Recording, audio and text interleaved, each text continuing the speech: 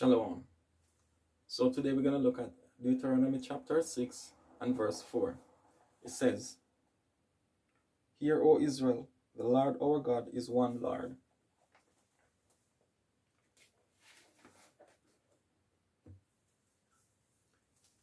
Hear, O Israel. Now, when you look at this from the English culture, hear, what is hear? Hearing is done with what? The ear. The ear is just an organ, right? So you have ear. Just as you have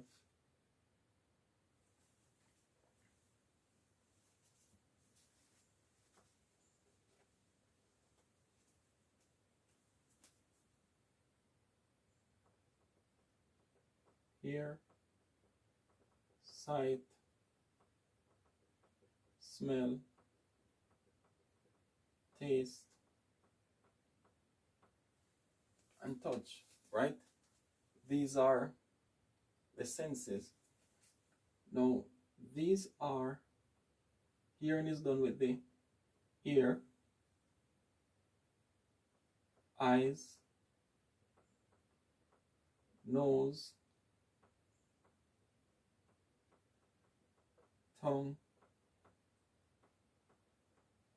skin, right? So these are the senses, these are the organs. Now, we communicate with the outside world through these, right? Now, what is it called when we communicate with the outside world? What do we have of reality? We have a perception.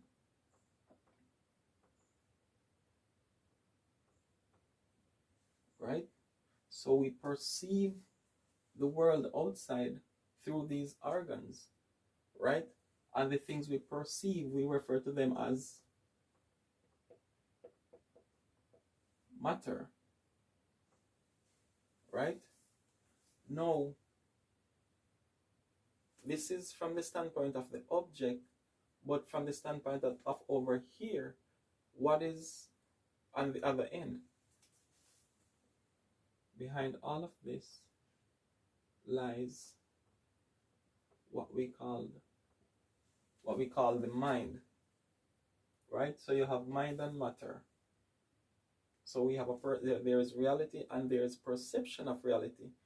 Now, one of the problem is that we are stuck in the concept that what we are perceiving is the actual truth, is actual reality.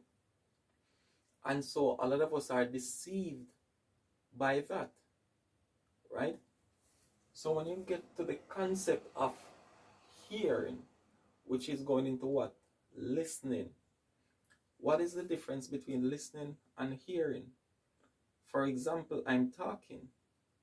You are listening. But also, you can hear vehicles passing, right? You're hearing the vehicles, but you're listening to me. What is the difference? Do you see a difference? Speak it out, right? Now, hearing, like I said, is done with the ear. Guess what? Your entire focus, your attention is not given to it. So this is where the difference is. So this word here, shamai, it is talking about listening, but this listening comes in the form of like a meditation because you are totally into it. Your attention is there. So where does this attention lie? It's beyond the mind. It's beyond perception, right? This we refer to as the spirit. So when you're hearing the sound of the cars, right? You're perceiving the sound of the car. You perceive it through the ear from the mind. But you are listening to me. This is not just with the mind, but with your spirit. You are involved with your intellect. Your mind and your intellect coming together as one entity. So your attention, this is where it comes from. You give your attention to what I'm saying. Your full attention is not given to the cars that are passing. So that's the difference between listening and hearing. Now it goes further, right? When you deal with the Shah in Hebrew, you deal with fire. And we know fire can destroy and it can purge, right? Purge for the better. You have water, also has two sides. It can cause chaos and confusion, and it can bring order, right? And you have this, and there is a knowingness here, because when you get to this, you're dealing with the eye. You can look with the eye, you see with the eye, right? But there is a deeper thing than just looking or perceiving. There is a knowing, and this knowing is going back to what? Understanding. Now, just so you know, understanding does not take place in here. It takes place here. Your attention has to be there to truly understand something, right? Now, here's an example of when you listen to something and when you hear something. You know, but then when you talk about celebrities or cars or whatever it is, are talking about somebody's business, when you do that, you can tell every details about it with a football. You can say, oh, Manchester United beat this one, and if this one draws this game with that team over there, this one has a chance to go to the next round. You have all the details. You keep it here because you are listening. Your full attention is given to it, right? When you hear about celebrity gossips and so forth, you can tell every detail. Oh, this rapper is sleeping with this singer, and this singer is with this one, and this one is pregnant for. You can tell all the details because you are fully into it. Your attention is given to it. You come over to the Bible, and guess what? You'll be reading the same verse over and over and over. But you're not getting the understanding because what? This is not involved in it. Your attention is not really there. You're just doing what? It's just your mind is there. Your full attention is not given to it. So yes, you're looking at the words. You're reading the words, but that's it. When you go out in the world, guess what? The very thing that you just read, the very scriptures that you just studied, you go out in the world, now you have an experience, and you are supposed to do what is written here, what you just read a few minutes ago, and you're not able to because you're not listening.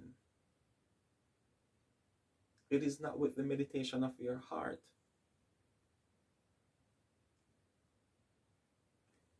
You have the scriptures, you have notes, but you still can't do anything. If someone asks you, hey, what is this? What does this mean? You have to go back to your notebook before you can help yourself.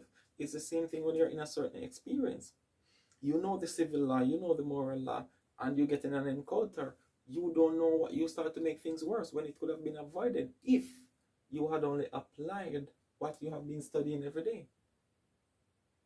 Because you are only hearing.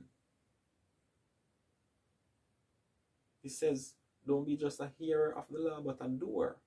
He's going back to this. Because you're not meditating upon the scriptures, you're reading it, absent mind. You're just reading empty words. The value is not being placed upon it. So you spend all these years studying the Bible, but you are still the same person you were 5 years ago. You have not been established into a new knowingness. Because what? You are still stuck into the old ways. So guess what? You have to burn. You hear they say don't burn bridges? Some bridges you have to burn. And sometimes when you burn a house down, because we have to burn this carnal house down, we have to burn this physical house down. But sometimes even when it's burned down, guess what? Some people still want to go back because the mind is familiar with that place. So we still want to go back. We have to destroy this building to the point of no return. So guess what? You burn the house down, but you still want to go back to the ash. It's like you burn a dead body, and you're saving the ash. You always want to go back to it for a memorial, for whatever it is. There's an inclination of the mind that is bringing you back, that is pulling you back. So guess what?